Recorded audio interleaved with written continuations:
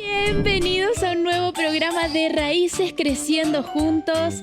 Hoy tenemos un episodio increíble. Nos van a acompañar dos hombres que tienen mucha información para compartir y para nutrirnos. Acérquense y acompáñenme. Tengo conmigo en este momento a David Aldunce. Bienvenido, David. Él es terapeuta ocupacional, magíster en neuropsicología clínica y tenés un doctorado en neurociencias, ¿verdad? Experto en autismo, certificado en diversos modelos de intervención, cofundador y director de Fundación TEA Chile. Un aplauso para David. Gracias. Bienvenido. Gracias. Muchas gracias. Es un gusto tenerte. Bueno, David, me encantaría saber cómo te involucraste en el campo de la terapia ocupacional. Mira, la verdad, por suerte.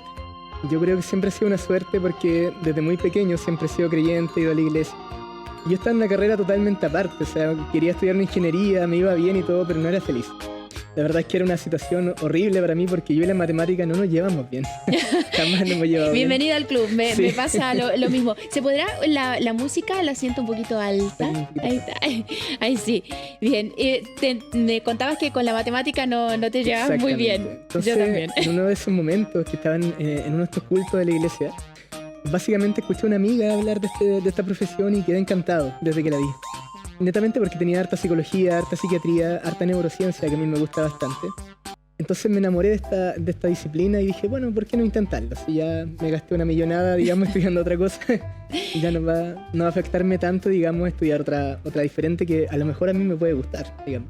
Qué genial, qué hermoso. ¿Y cómo crees que puede beneficiar la terapia ocupacional a las familias?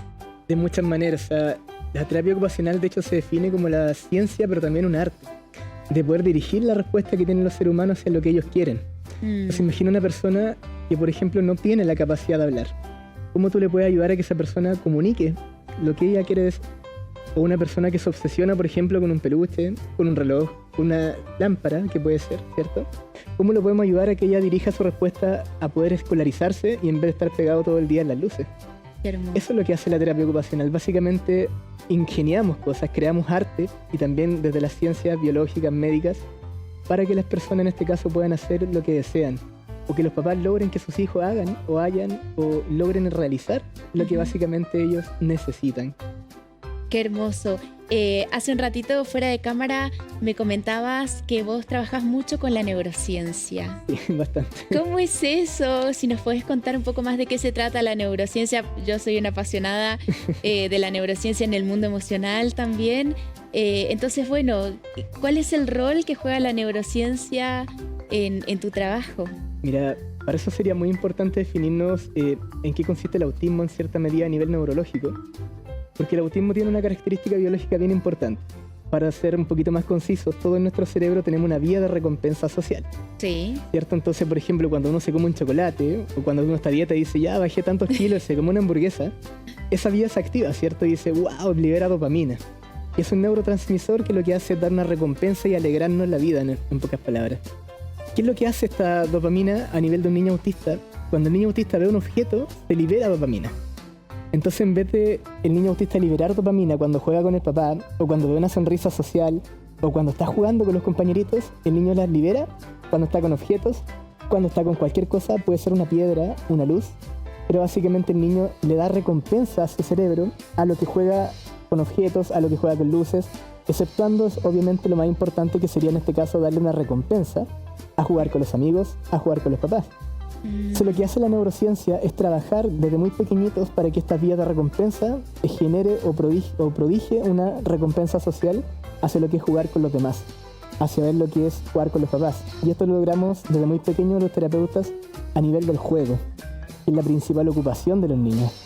Qué hermoso. Yo he escuchado mucho sobre el autismo y he visto también muchas noticias y mucho también en las redes sociales que los niños con este trastorno de espectro autista lo pasan muy mal cuando tienen que estar ante mucha gente. Ha pasado mucho en los aeropuertos, por ejemplo.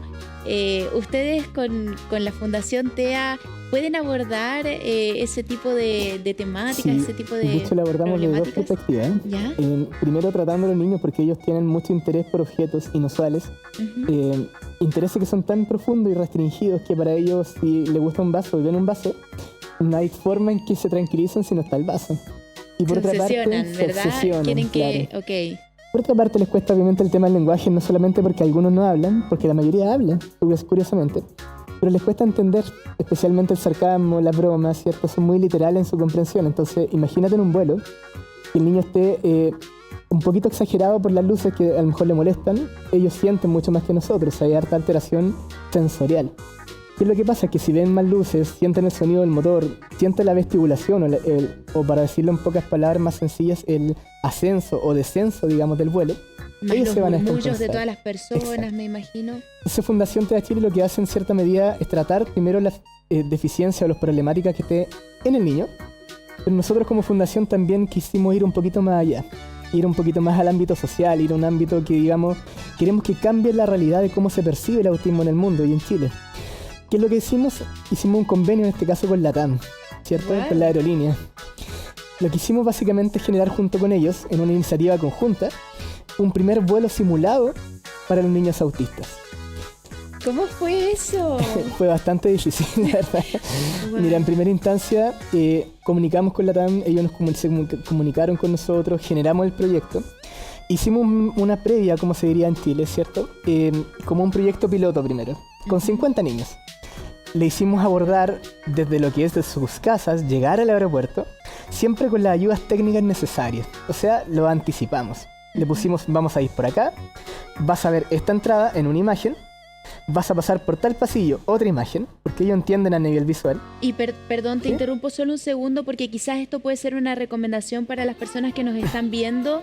Es importante contextualizar y anticiparse y poder darle la mayor cantidad de información posible a ese niño. Exactamente, mira, el autismo, ellos tienen un perfil psicoeducativo que entienden a través de la vista.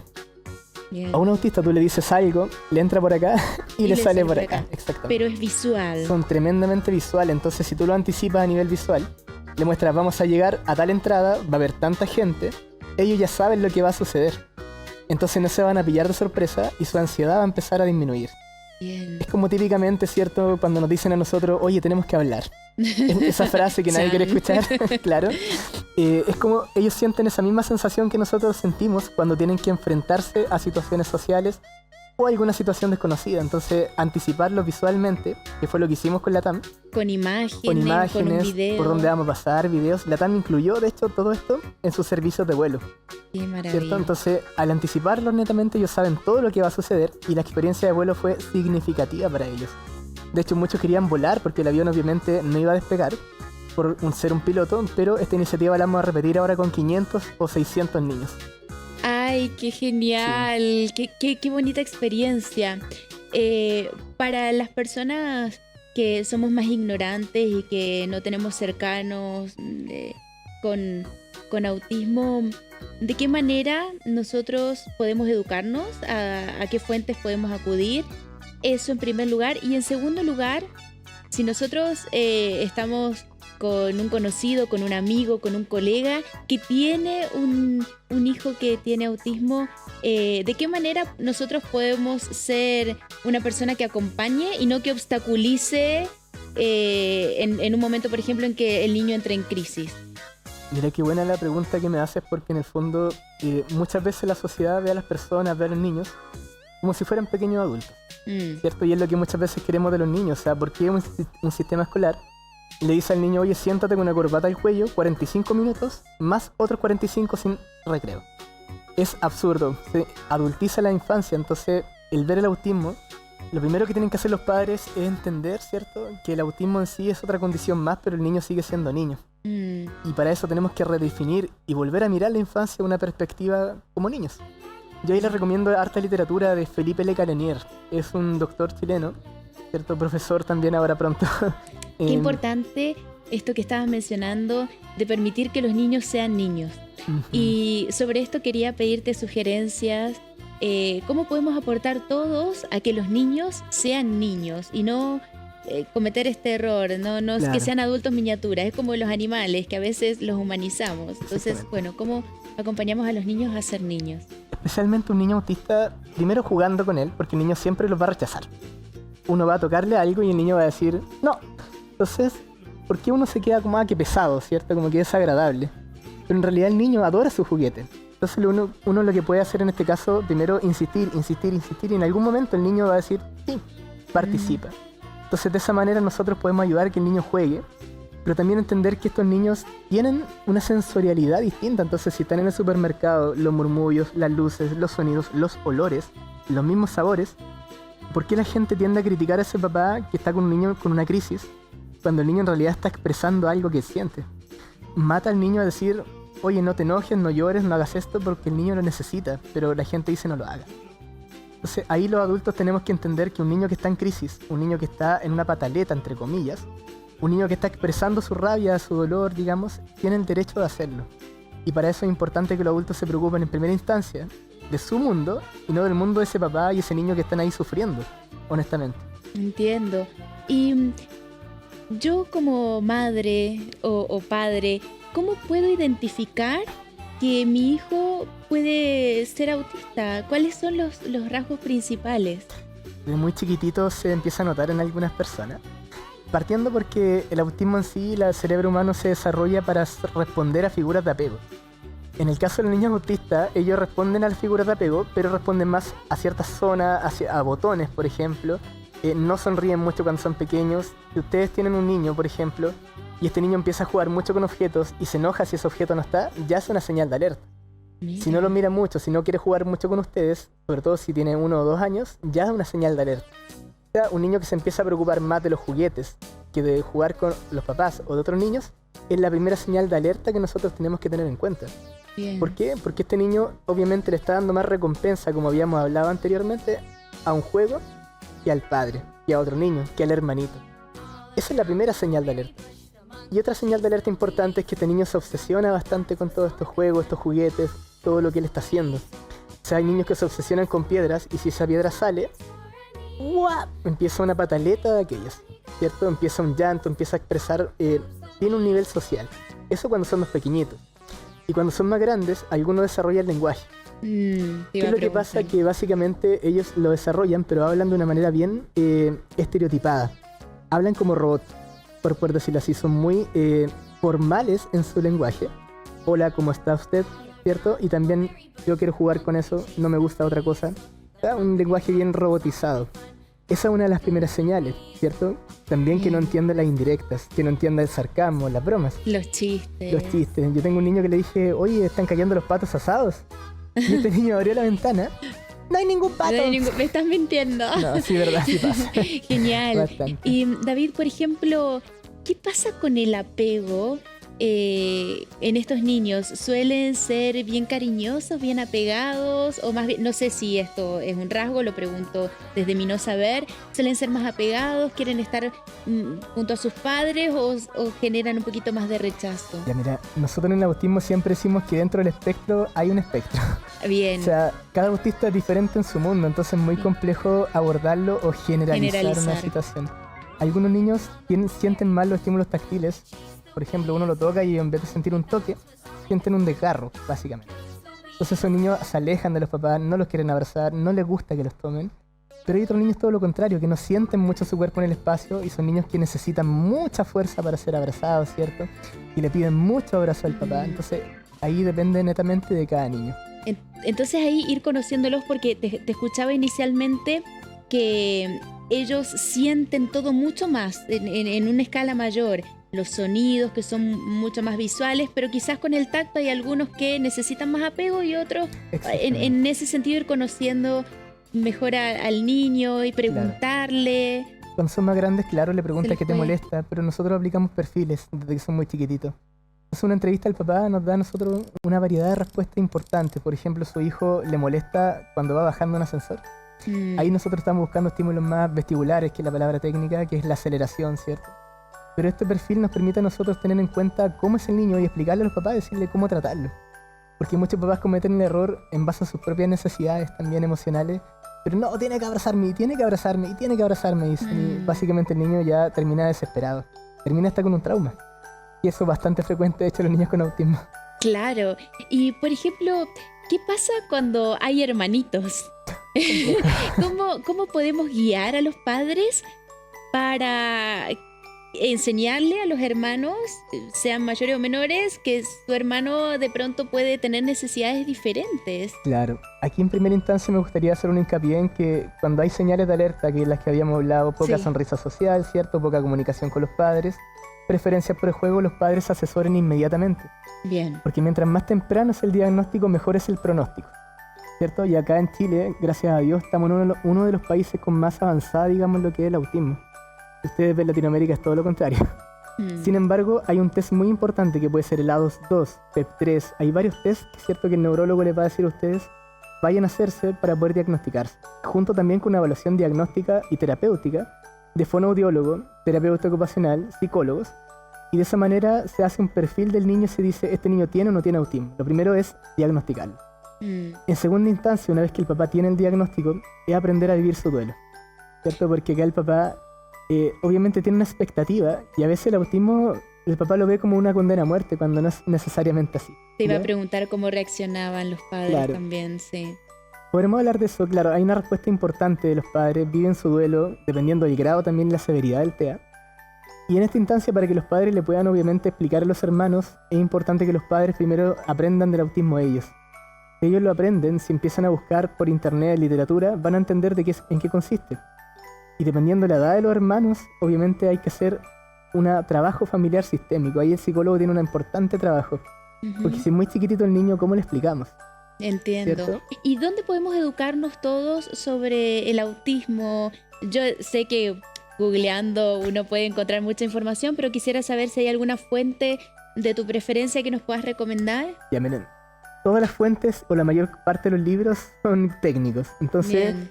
en nuestra fundación, en nuestro Instagram, ¿cierto? Nosotros tenemos mucha información de señales tempranas, de cómo abordar temáticas, de cómo abordar desde que son muy pequeñitos, estimular el juego. Si ustedes entran a nuestro Instagram, van a ver una cantidad tremenda de información que hacemos nosotros, que son actividades guiadas por nosotros, gratuitas obviamente, para que los papás las puedan ir implementando en la casa. Discúlpame, ese es el Instagram, ¿verdad? Sí, Lo estamos este es mostrando nuestro Instagram. en este momento. Exactamente. Para que la gente Ahora, se sume. Hay un libro, cuando son muy pequeñitos, ¿cierto? Los niños, que se llama Modelo Denver, ¿cierto? O Estimulación Temprana. Y hay un libro que es para padres, que yo se lo recomiendo bastante. Bien. Modelo Denver de Atención Temprana para Padres. Es un libro de color verde, es de azules para los profesionales. Y este libro le enseña detalladamente, con lenguaje muy, muy para padres, digamos, cómo estimular al bebé y cómo estimular al niño hasta los 4 años. Bien. David, me gustaría saber cuál ha sido tu mayor desafío en este mundo del autismo. Qué buena pregunta, sí. Hace poco, de hecho, me llegó hace unos años atrás. Yo tengo una niña, Valentina. Un saludo si es que nos ve por ahí. Esta niña ha sufrido bastante porque tiene unos papás que se separaron, una familia paterna que es muy poco cooperadora. Y sobre todo el colegio, la fonoaudióloga, no es por criticar al colegio, pero sí la abordó en el patio y la niña tenía hipersensibilidad auditiva. Entonces la niña ve un colegio y le da una angustia, crisis de pánico, y tiene 6 años. Yo la atiendo el año 8 meses, entonces trabajar las emociones en ellas para mí fue un desafío enorme. Porque los autistas son concretos. Y la emoción, no hay nada que sea más abstracto que una Que la emoción. emoción, es cierto. ¿Cómo le explico la ansiedad? ¿Cómo le explico lo que es amar? ¿Cómo le explico lo que es querer? ¿Cómo le explico lo que es el enojo? Porque ni siquiera nosotros mismos a veces sabemos si estamos enojados, si estamos nerviosos, ansiosos, tristes. Para mí fue un desafío, me tuve que leer más de 50 libros de psicoterapia en menos de 3 meses. Fue un verdadero desafío. Wow. Lo bueno es que me gusta estudiar. Y a medida que fui aprendiendo psicoterapia, pude adaptar actividades para concretizar emociones y que ella pudiese empezar a hablar de ellas. Pudiese empezar a conocerlas, pudiese empezar a identificarlas. Pero la emocionalidad, el trabajar los traumas, el trabajar los procesos emocionales en los niños con TEA, yo creo que uno de los grandes desafíos que todo terapeuta y que todo psicólogo y que todo profesional que trabaje en esta área Tiene. es el que tiene, sí. Es uno de los grandes desafíos el mundo emocional de los niños con TEA, porque lo viven de una manera muy distinta al como todos los demás lo vivimos. Sí, sí, y a mí me conmueve mucho escucharte y tu relato. Y en base a este desafío también me gustaría preguntarte, ¿cuál es tu mayor aprendizaje como profesional o como ser humano? Que nunca uno termina de aprender. Que la emoción no solamente como la vivimos, sino también como nosotros queremos vivirla.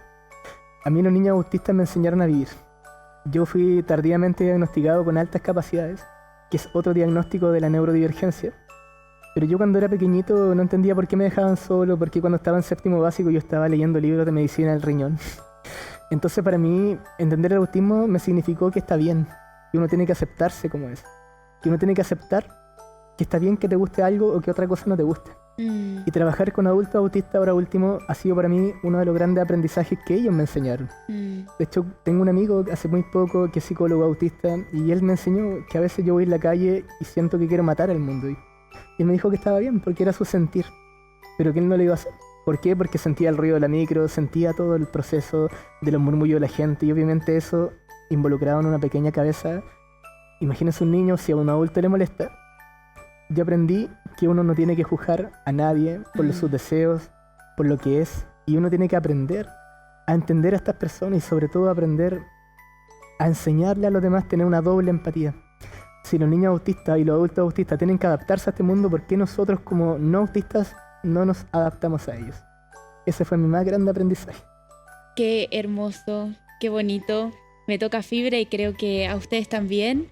Te voy a dejar una preguntita para irnos al corte.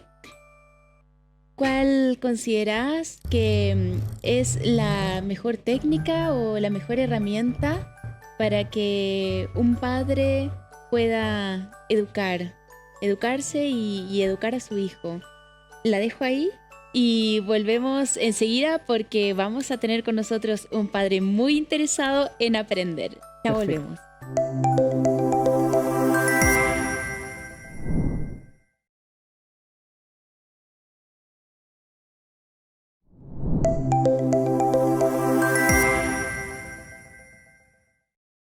Y estamos de vuelta acá en Raíces.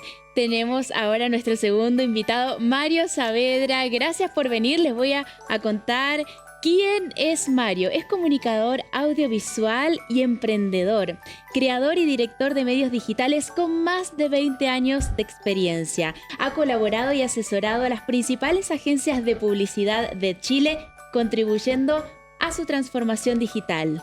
Pero sobre todo, es papá. Así que muchas gracias. Un aplauso para Mario, que está acá en el programa. Y antes de hacerte muchas preguntas, porque tengo mucha curiosidad por muchos temas, dejamos una pregunta inconclusa.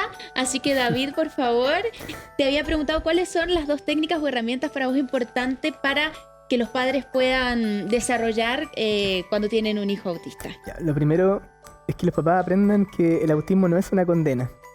Los niños autistas, por muy difícil que se pueda ver para ellos, pueden llegar a ser grandes profesionales, científicos incluso. Y lo principal ahora es vivir su duelo, vivir el momento en que ellos dicen, oye, mi hijo autista a lo mejor no va a lograr nada, y vivir esas creencias que son creencias quizás no realistas. Trabajarlas, ir con un buen psicólogo, no cualquiera, un buen psicólogo, un buen psicoterapeuta también. Y en ese sentido trabajar este duelo, porque estas creencias provocan que las personas lamentablemente restrinjan y básicamente se conviertan en asistencialistas de sus hijos. Y no los dejan crecer, hacer ni vivir. Y la segunda técnica yo diría que es ser flexible en cuanto a buscar por todas partes. No se queden con un profesional recién salido de la universidad. Van a odiar por esta respuesta, pero la segunda técnica es buscar buenos profesionales. Porque ellos solos no se puede. Por mucho que busquen en internet, por mucho que quieran, los buenos profesionales son profesionales que trabajan estas herramientas que tienen cada niño en su propio espectro. Porque cada niño es distinto. Entonces el profesional se puede adaptar a este niño, pero no cualquier profesional. Si tú me dices, oye, toma un profesional que salió hace 3 meses de la universidad, y te digo, no tiene idea de autismo, o sea, no sabe cómo lo va a enfrentar, no sabe técnica, ni modelos, ni nada. Entonces, quizás buscar profesionales con experiencia. No solo con experiencia, también con formación en autismo, porque el autismo es tan variable que hasta a mí, con los más de 10 años de experiencia que llevo en esto, me llegan casos que yo quedo, ¿qué hago? ¿Me entiendes? Lo que comentabas recién, que tuviste que estudiar muchísimo, tantos libros sí. en 3 meses, sí, es una gran labor. Bueno, y está con nosotros Mario, gracias por venir. No, gracias por invitarme, qué rico estar acá en este programa. Sí, feliz de poder compartir este episodio con vos. Bueno, Lo primero que quiero preguntarte es por la paternidad. Vos sos papá de una mujer, ¿verdad? Sí, la Emma. Emma. 17 ya tiene. 17, ya está en la Sí, adolescencia. tercero medio. Está buscando qué hacer en la vida. Está con esas preguntas Sí. existenciales y tan importantes en esa edad. Mario, si nos vamos un poquito al pasado, ¿qué sentiste en el momento en el que te enteraste? Voy a ser papá. Fue súper sorpresivo. En verdad, cuando te dan la noticia, es bien impactante porque uno no lo asimila inmediatamente. No estaba No era algo que planificado, estaba fue... planificado, Ok. entonces fue absolutamente natural, porque la vida nos puso a la Emma aquí y sería. Y la verdad es que como que me fui impactando a medida que pasaba el tiempo después de enterarme. Pasaba un rato, me impactaba más. Pasaba otro rato y después, Más. cada vez era como que ya no cabía como en mí, porque decía, es como que me cambió la vida en nada, en cosa de minutos. Yo ya estaba pensando de manera distinta, estaba elucubrando un futuro con mi hija, cómo va a ser, cómo será así, qué le gustará, será alta, será baja, será gordita, será flaquita. ¿No sabías al Claro, principio si era- iba a ser varón o nena? No, no tampoco, sabíamos, no entonces? sabíamos. Y después ya con el tercer o cuarto examen decidimos saber. Y cuando ¿Y cuando te enteraste que era yo no una tenía, nena? no tenía preferencia. No, en no, verdad, no. si era hombre o mujer, a mí me daba Te igual. daba lo mismo, Sí, sí. pero ¿qué pasó cuando dijiste es nena? Sí, es algo especial en verdad. Sí. Es algo especial. Cuando te dicen que... Porque las mujeres son del papá. Y es efectivo eso. Sí. Es súper efectivo. En verdad que sí. Entonces uno como que lo tiene medio asimilado.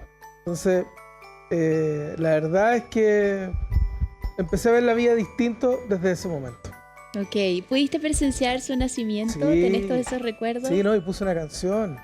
¿En serio? Sí, estábamos en una sala especial donde hay sillones, donde puede estar la familia incluso y todo. Nadie quiso entrar. Las dos mamás estaban afuera. Pero Wow. era una sala de esas que hay ahora súper como una casa, como un living de una casa. Entonces yo me preocupé, tenía una canción que le regalé a mi hija, que es una canción que canta Sheryl Crow, que es de Guns N' Roses. Buena Sweet Child of Mine, cantada por Sheryl Crow. Esa es la canción de mi hija al nacer. Y fotos con un flip phone de la época. ¡Wow! Así que no son muy buenas las fotos, pero son un gran recuerdo. Un tremendo recuerdo. Qué maravilla. Yo te pregunto porque, bueno, mi padre también pudo presenciar mi nacimiento y una de las cosas que se cuenta mucho es que estaba tan nervioso que se puso hasta la bata al revés. Para recibirle los doctores, no, está mal puesta la bata. Y, pobre. Mario, te hago una pregunta. ¿Cuál ha sido tu mayor desafío como padre?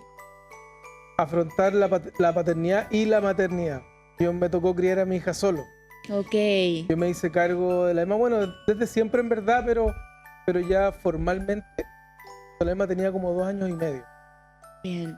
Entonces, claro, hay un montón de incertidumbre, aunque igual yo tenía una red de apoyo.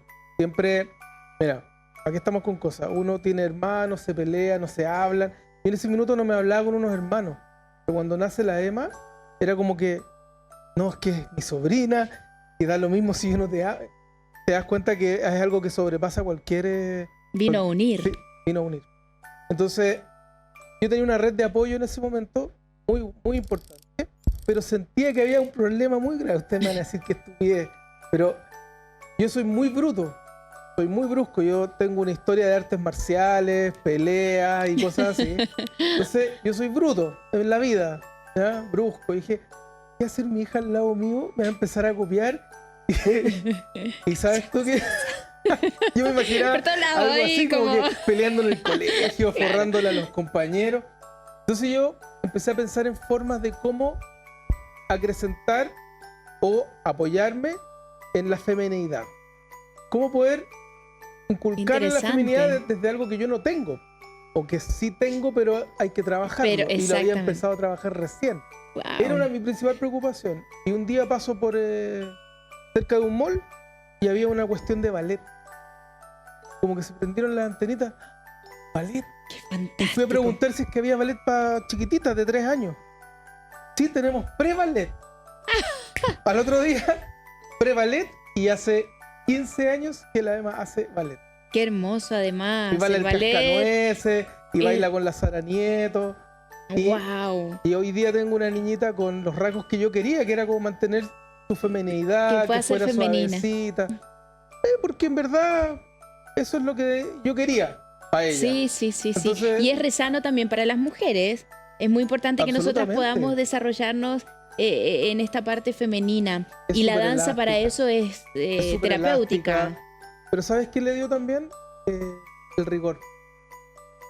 Le dio Mira. rigor de una manera entretenida, La disciplina. sana.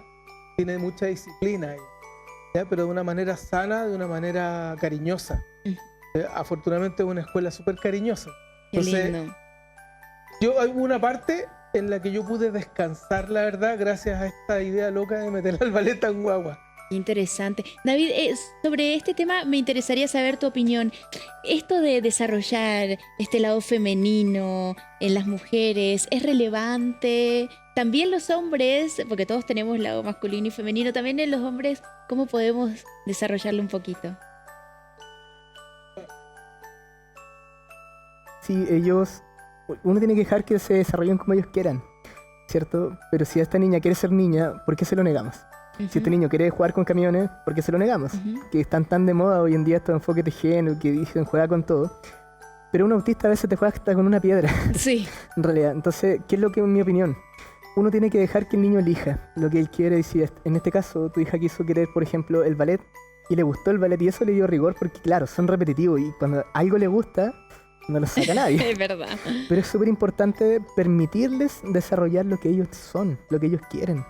Porque a veces decimos, no, es que esto no es bueno para el niño autista. Pero si él lo quiere, y pues a él le gusta, y su interés, ¿por qué negamos el ser niños, que lo que yo te decía antes? Pero en realidad Y es- como a todos los niños. Exacto, a todos los niños. En general, Absolutamente. digamos. En general. ¿Y el autismo es igual en los hombres y en las mujeres? Y ahí va la otra respuesta que iba a dar.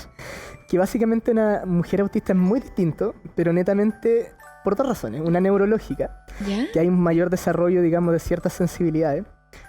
Y esto obviamente hace que sea distinto el proceso.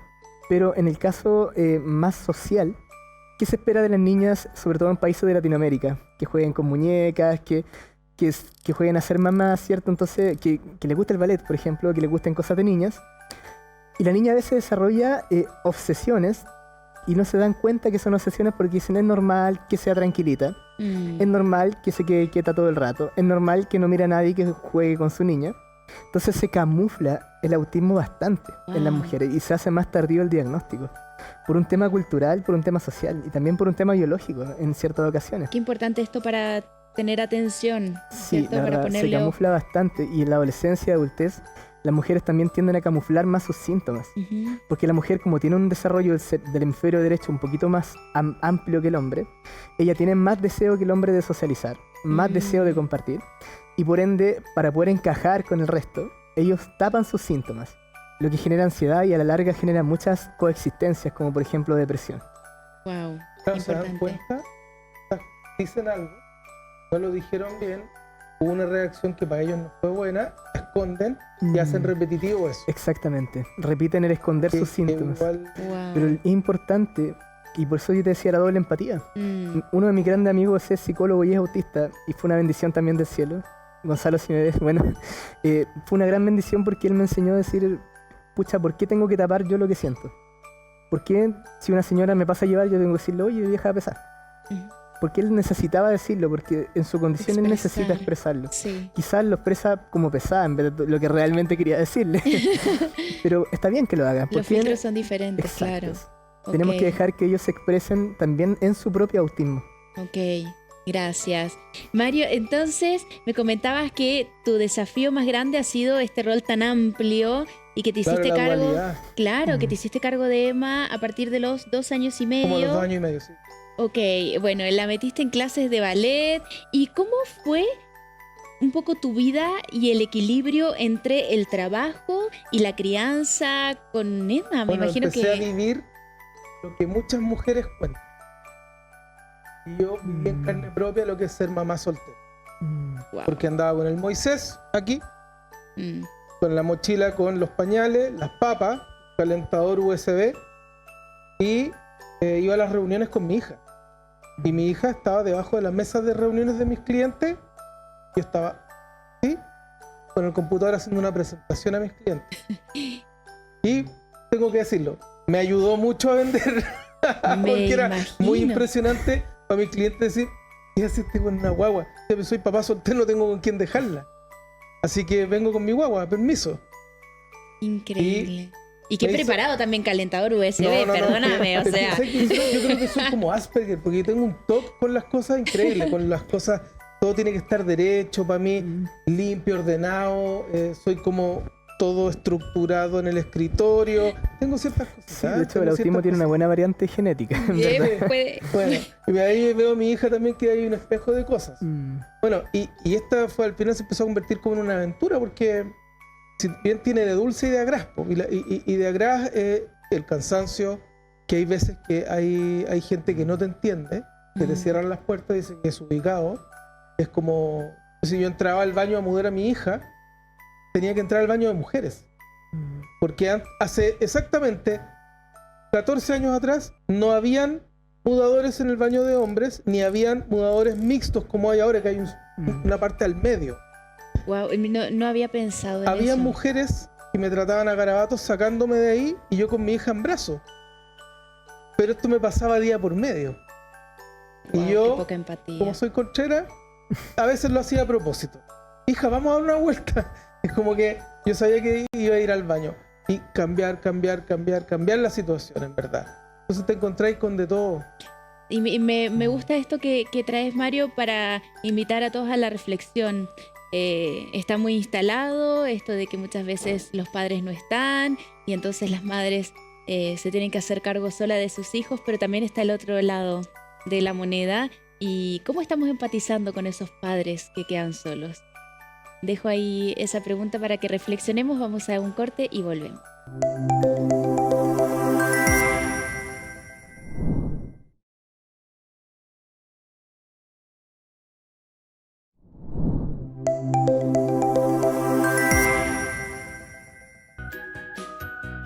Estamos de vuelta en Raíces con esta conversación que me parece extremadamente interesante y con esta reflexión. Fuera de cámara estábamos conversando un poco más sobre otras situaciones bastante complejas que le tocó vivir, siendo incómodas, por ser suaves, como la del coche. Sí, que te tiran el auto. Y ir con el cochecito de la bebé y que le tiraran el auto. Entonces, bueno, como para cerrar eso, ya que nos deconstruimos en tantas cosas, en ver a un papá criando a su hija también, tener el respeto necesario. Ojalá que eso llegue algún día a ponerse en una balanza. Absolutamente. Yo me siento con el derecho de decirle a una mamá soltera exactamente lo mismo. Por supuesto. No me alegues. Y yo ya la hice igual que tú. Exacto. Entonces muchas veces me he encontrado en problemática, en cualquier lugar público, qué sé yo, de hablar de tú a tú y no reconocen en uno la igualdad en la paternidad o maternidad. Exactamente, no la reconocen. Digo, yo soy papá soltero, ¿qué estáis hablando? O sea, puedo mudar a mi hija mejor que tú, así con los tuyos. No sé, millones de cosas en donde quizás tú eres un bicho raro y te hacen sentir así, la gente te hace sentir así. Como esto de las reuniones, por ejemplo, que habían algunos, no todos los clientes estaban contentos. Había gente que se ponía incómoda. Gente decía, bueno, me voy. Me decía, ¿me entiendes? Me voy. Qué duro, qué Sí, difícil sí. y qué injusto también. ¿Qué consejo le darías a un padre soltero que pueda estar mirando este programa? Si tú quieres tener así como, ¿cómo podría decir? Yo voy a poner a mi hija como ejemplo, porque mi hija hoy día no me da nada que hacer. Yo no tengo ningún tipo de preocupación por mi hija, más allá de los cuidados, de que no le pase nada, más allá de lo normal, ¿no? Ella a mí no me da preocupaciones. Si tú quieres llegar a eso, yo le diría a los papás solteros, cambien su vida alrededor de su hija. Porque en el minuto en que yo me tuve que hacer cargo de mi hija, renuncié. Y renuncié a trabajos así. Yo trabajaba en telecomunicaciones. Claro, trabajos que eran todo, Claro, de era todo el ejecutivo día. de las áreas de marketing de telecom muy grandes y todo. y el último trabajo duré muy poco por lo mismo. Y desde ese minuto yo cambié mi vida e inventé cómo estar cerca de mi hija para criarla y trabajar. Y me reinventé alrededor de ella. Y así hasta hoy día.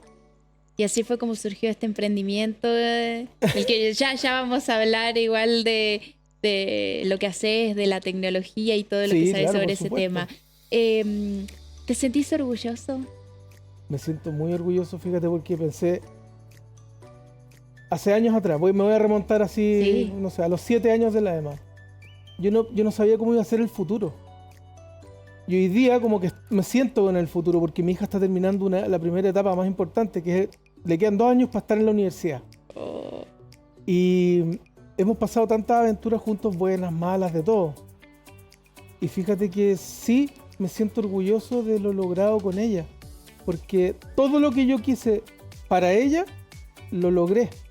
Es una linda satisfacción. persona, es una persona inteligente, es honorable, es comprensiva y es regalona. Entonces yo quería todo, pues quería un montón de cosas, y fíjate que he logrado la mayoría de las cosas con ella, y a veces me sorprendo de cómo se ha transformado ya en prácticamente un adulto, con un montón de valores que para mí eran importantes inculcarle. eso es muy importante, que hayas podido inculcarle esos valores que finalmente son los que nos hacen ser la persona que somos. Tengo entendido que tu caso sentó un precedente súper importante para la custodia compartida. Sí, bueno, en la época en que yo gané la custodia legal de la EMA, es el cuidado personal se llama. Sí. O sea, tengo un máster en Derecho de Familia. Se los digo. Y como vivo en TOC. Ajá, Te lo sabes todo. exactamente. Entonces, bueno, cuando gané el caso, gané en la Corte de Apelaciones, de hecho. No fue tan fácil. Pero fui ganando todas las instancias desde el principio. A la EMA no me la sacaron de mi lado. Cuando la requirieron, denegado. La custodia por un tiempo para mí, y así fui pasito a pasito ganando todo. Y en la Corte de Apelaciones es complicada, porque la Corte de Apelaciones son unos ministros, ya no son jueces como en un tribunal. Y fue 3-0. Wow. Entonces eso habla también de todo lo que me rodeaba, de que uno va con la verdad de frente, Adelante, digo.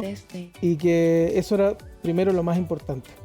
Nunca denostar a la mamá de mi hija, ni nada de eso, ni en tribunal, ni en ningún lado.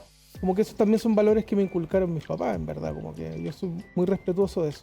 Y eso es muy importante. Fue el 2011. En el 2011 en este país, la custodia automática era de la mamá. Automática. Los papás no tenían nada que hacer, nada. Vaya a tribunal y vea qué puede hacer. Vaya, demande, vaya y haga... Solo, los papás estaban solos, súper desamparados, y la palabra de la mujer era más importante que la palabra del hombre, y el derecho a tener al hijo o a la hija era más importante a la madre que el padre, siendo que siempre hemos tenido los mismos derechos. Así es. Ahí aprendimos un montón de cosas. Bueno, hubo una organización que dio mucho que hablar en su momento, que se llamaba Amor de Papá, que es una fundación que agrupaba a todos los papás solteros que tenían problemas de, no sé, pues de BIF falsas. La BIF es la violencia intrafamiliar. Es la típica Sí. demanda que hay muchos casos, no digo que sea todo, pero hay muchos casos que son cosas que no son de verdad, porque para muchas mujeres es muy fácil defenderse de esa manera. ¿Por qué? Porque les creen al tiro y les dan todo inmediatamente. Sí, yo tengo un par de casos cercanos que Claro, entonces, sufrieron como eso tampoco está nivelado, ni está bien regulado, se hacía más difícil todavía para los papás. Cuando gano el caso, bueno, mi abogado lo presenta y todo, y después me dice, oye, esto sentó jurisprudencia y están llegando un montón de casos de familia, dice, ahora gracias a que están amparándose en el caso que ganamos, me dice. Y le dije, no te puedo creer. Bueno, después de eso me han pasado cosas graciosas, pues hay famosos que me han llamado para tener Gracias. reuniones conmigo, para tener reuniones conmigo para yo asesorarlo. Edúcame. Para yo asesorarlo. Y ha sido igual bueno porque uno se siente bien, que después de una experiencia igual es dolorosa. Tan dolorosa, tan fea. Sí, es fea. ¿Para qué estamos con ¿Para cosas? qué vamos Es a súper mentir? No complicada. no la quiero romantizar, No. debe haber sido muy dura. Es complicada, tienes que estar en los tribunales, es complicado. Las peleas, los dichos, el que tú dijiste, el que yo... Todo eso es Un desgaste una porquería, total. un desgaste familiar. O sea, mis papás son adultos. Yo tengo una mamá de casi 80 años y mi papá en ese momento tenía 82, 83 años. Y estaban en el tribunal conmigo y se levantaban temprano y hacían todos los trámites conmigo. Y así mi hermano que no me hablaba hace 6 años estaba sentado en el tribunal y... O sea, pasan cosas y es una carga muy compleja para la familia.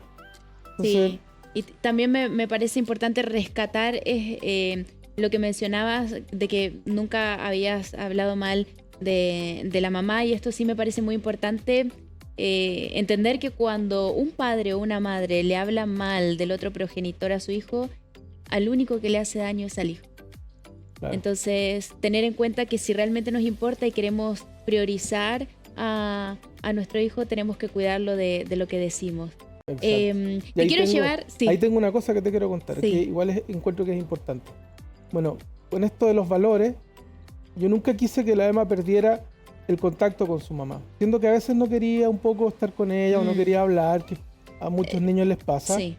sobre todo a los que viven con uno. Pero yo como que era una obligación, si la mamá llama tienes que contestar.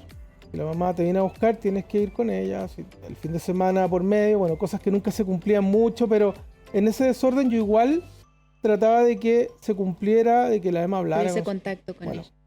fui súper riguroso, como todo en la vida, muy Ujú. riguroso. Y me salió el tiro por la culata, porque descubrimos que la mamá la maltrataba psicológicamente. Bueno, eso también. Hoy en día también se pone en el tapete que si alguno de los progenitores es una amenaza para el niño, lo violenta, no es bueno que esté cerca. Y Entonces, generalmente los supuesto, niños no dicen nada. por supuesto que hay que tener mucho Y mi hija lo ocultó por mucho. muchos años. Me decía que desde chiquitita que pasaba eso. Y cuando yo supe, mi hija tenía 14 años.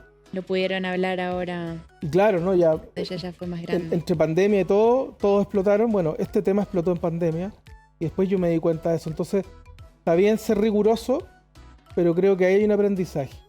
Que hay que siempre estar muy alerta y atento a las señales que los niños te dan, porque no siempre te van a contar las cosas y uno tiene que aprender a verlas. Es súper complicado ese tema. Sí, y súper importante también para tenerlo ahí como banderita roja Sí. y poder observar a los niños. Te quiero llevar al área de la tecnología, nos queda muy poquito tiempo, pero quiero saber, vos que trabajas tanto con las pantallas, con los celulares, ¿cómo impacta que un niño a temprana edad esté manipulando pantallas? No es recomendable. Ok. Primero, porque todas las pantallas, esta pantalla hermosa que tenemos aquí, Sí. tiene una radiación electromagnética. Y los niños, al estar en periodo de crecimiento, obviamente que son más susceptibles a la radiación electromagnética. Solo al salir a la calle, Ujú. las antenas celulares, exceso de sol, todo es radiación electromagnética. Bueno, estos aparatos son súper nocivos porque el Wi-Fi es una radiación electromagnética. Sí. Ya, desde ahí, desde lo técnico, ya es nefasto. O sea, ojalá no pasarle que juegue con barro, con tierra o con trencitos de madera, pero no pantalla, no son recomendables. Ok. Un niño no debería tener celular hasta después de los 12 años. Ojalá nunca, pero hasta después de los 12 años, porque causa daño neuronal. El celular Sí. es como un microondas. Cuando los niños se lo acercan, la célula vibra a nivel atómico y esa vibración provoca calor y ese calor destruye la neurona. Es fácil, eso es ciencia, está Sí, en los sí, libros, sí, no, sí, no estoy inventando nada. absolutamente, Entonces, absolutamente. es como que ojalá los papás tengan esa conciencia de no darle celulares a sus hijos cuando están chicos, porque finalmente el problema radica en que los papás no hacen bien la pega. Yo siempre les digo, haz la pega. Se calman, es que el niño se calma No, con la haz la pantalla, pega. entonces bueno, Y si ya. llora, bueno, aguántate. No, pero es que así no llora. Le paso mi celular, Ok. le paso el tablet o le compro un tablet. Es como que el niño ya tiene hasta sus propias cosas para no molestar. Sí, y hoy en día los niños vienen como con un chip, ¿no? Que ven una pantalla y lo manejan súper bien. Pero también tengo entendido que esto complejiza muchísimo el lenguaje en el niño. Pero es que se disocian. Claro. Los niños se disocian de la realidad. Están ahí en un metro cuadrado donde no tienen contacto ni interacción con su entorno. Eso es súper nocivo. Como súper recomendación, entonces, no pantallas a No, los niños, la por lo menor menos cantidad de pantallas. hasta los 12 años, claro. Y si van a tener pantalla, que sea Así. lo todo mínimo. medido. Todo bien medido. Porque mira, todo en su justa medida. Ujú. Muchos papás, cuando estoy, no sé, en radio con estos temas abiertos, tienen problemas que el Play, que el no sé qué, Que el llora si Wii. se lo saco. Exacto. ¿Qué hago? Porque, Ujú. o sea, los gritos y el escándalo es tremendo. Ya, ok. Todo en su justa medida. Equilibrio. Es como que te gusta el casino. Ah, sí, me encanta. ¿Vas todos los días? No, voy de vez en cuando. De vez en cuando, ponle el juego a tu hijo. Perfecto. Simple. Perfecto. Entonces, menos es más en este caso. Ok, eso nos parece muy importante ya que sos experto en el tema. También quiero volver a este tema de la paternidad. ¿Hay algo que sientas que te queda pendiente como papá? Viajar. Viajar con mi hija. Okay. Tengo pendiente unas vacaciones. Hace 17 años que no tengo vacaciones. ¿A dónde te irías con Emma? A Nueva York. ¿Por qué? ¿Por qué Nueva York? Porque es como una cosa más icónica. Es como algo que nos une a los dos. Es el viaje cultural que quisiéramos hacer. Pero partir en Nueva York sería un hito para los dos. Y eso es una deuda que tengo que pagar. Ok. Luego. Ok, voy a estar atenta a tus redes para ver esas fotos en Nueva York con Emma, por Habrán favor. señales. Pero por supuesto. Por favor, hablando de las redes y de estas fotos que esperamos ver todos, si le puedes contar a la gente cuáles son tus redes, dónde te pueden encontrar. Ah, pero por favor, en @MacGenio. Mac- M-A-C. Porque la gente cuando yo le pongo MacGenio, no sé por qué, lo escriben con MC. Claro. MC, entonces como ni Ese, ahí McDonald's. tenemos tu Instagram, ¿verdad? Ese es. Sí, ¿cierto? pues mira, acabo de Mac cumplir 46. Bien. Tuve cumpleaños el lunes pasado. Ay, feliz cumple, Piscis. Piscis. Igual que yo. Aguante, somos buenos los piscianos. Sí, somos bien, buenos. Bien. El mejor signo zodiacal. Tal cual. Bueno, entonces ahí tenemos tu Instagram para que la gente te pueda Muchas seguir. gracias. Todos Feliz. los padres que te quieran Todos hacer alguna felices, pregunta. yo feliz de contestar, hacemos lives, lo que quieran. Fantástico. Bueno, y para cerrar ya, para despedirnos, Mario, ¿cuál sería para vos el mensaje más importante para las madres, los padres que nos estén viendo sobre la crianza? Dedíquense a sus hijos. De verdad, te lo digo así con todo corazón. Dedíquense a sus hijos. Porque si no, no tengan. Pero los hijos los necesitan mucho, sobre todo hoy día, donde están pasando demasiadas cosas en el mundo y los niños no saben para dónde ir.